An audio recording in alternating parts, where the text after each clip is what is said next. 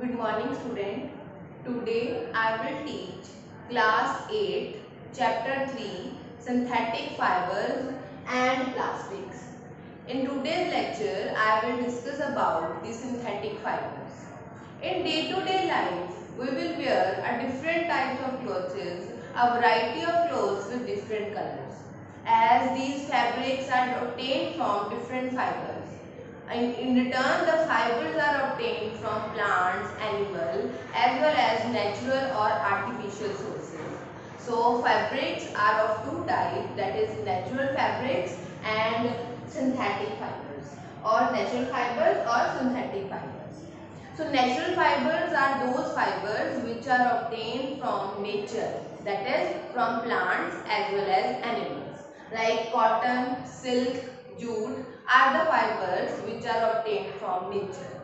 Similarly, certain fibers are called synthetic fibers that are prepared by man by some chemical processes. So, the fibers which are prepared by man by the different processes using different chemicals are called synthetic fibers. So, or artificial fibers. So, synthetic fiber is a substance which are obtained from small units of chemical substances by different processes by the help of man, that is called synthetic fiber or artificial fibers. So, here the synthetic fibers are called polymers. So, the question rises, why synthetic fibers are called polymers? To understand this, firstly we have to know about the word polymer. So, polymer comes from two words, that is poly or mer. Poly means many, mer means unit. So, the polymers are the substance or the large substances which are obtained from smaller unit which are joined together.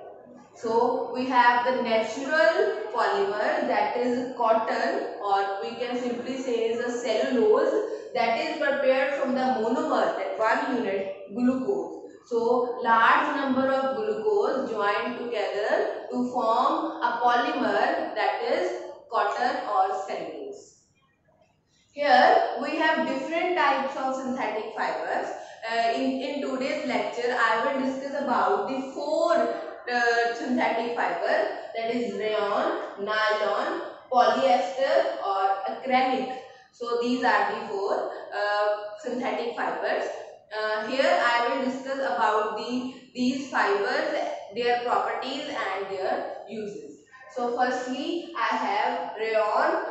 It is called artificial silk, as it is obtained from the natural processes or the chemical natural product, that is wood pulp.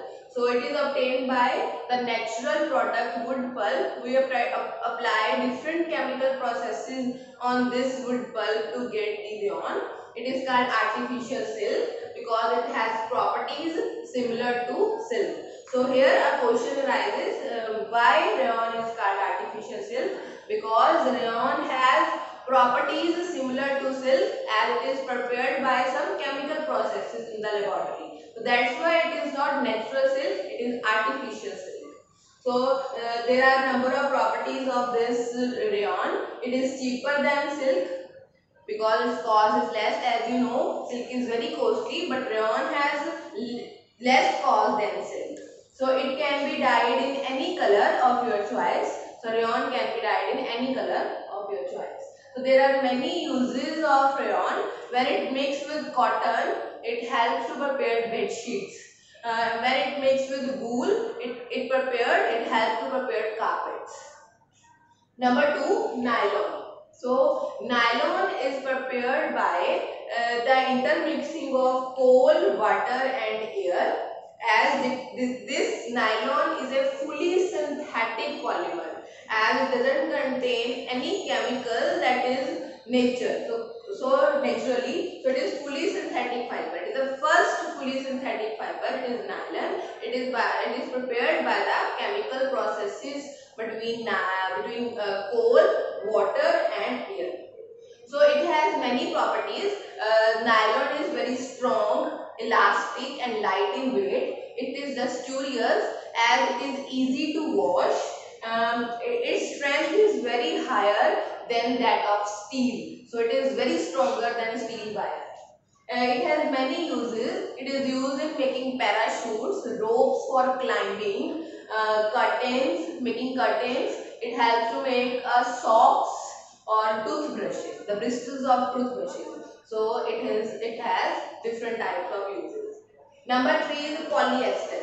So firstly we have to know how polyester is formed. So as the name indicates, polyester. Poly means many, ester means ester chemical unit. So here the number of different repeating ester units joined together to form polyester. So ester has characteristic smell, that is fruity smell. So it can be detected by its smell. So it is polyester.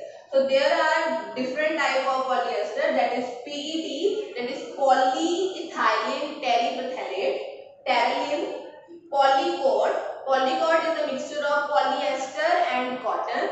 Polywool, it is a mixture of polyester and wool. So it has different types of properties. It cannot be wrinkled easily. It is easy to wash. It doesn't absorb water, so it takes less time to dry. So it is used to making fabrics, bottle, thin films, wires. So here uses of PET is it is used for making utensils as well as water bottles. So number 4 is acrylic fibers. As it is a natural fiber, it is a synthetic fiber which is as just compared with the wool. So wool is the natural fiber. The artificial version of wool is acrylic fiber. So it is available in variety of color. It is quite durable and affordable. It is cheaper than other dress materials. So it can be used for making different types of dresses like shawl, sweaters, household items like blankets, carpets. So acrylic fiber has many uses. So despite from all these uses and properties of synthetic fibers, I will comprise the characteristics of synthetic fiber as number 1, they are durable, they are cheap, they are readily available, they are strong, they are elastic, they are light in weight, they resist attack by the microorganisms as they dry up easily. So these are the sum up characteristics of synthetic fiber. In spite of all these characteristics of synthetic fibers, there are certain drawbacks of the synthetic fibers. As the synthetic fibers melts on heating. If you wear a synthetic clothes in kitchen or laboratory, by heating up or any burn of your clothes, it stick with your skin, so it can be disastrous.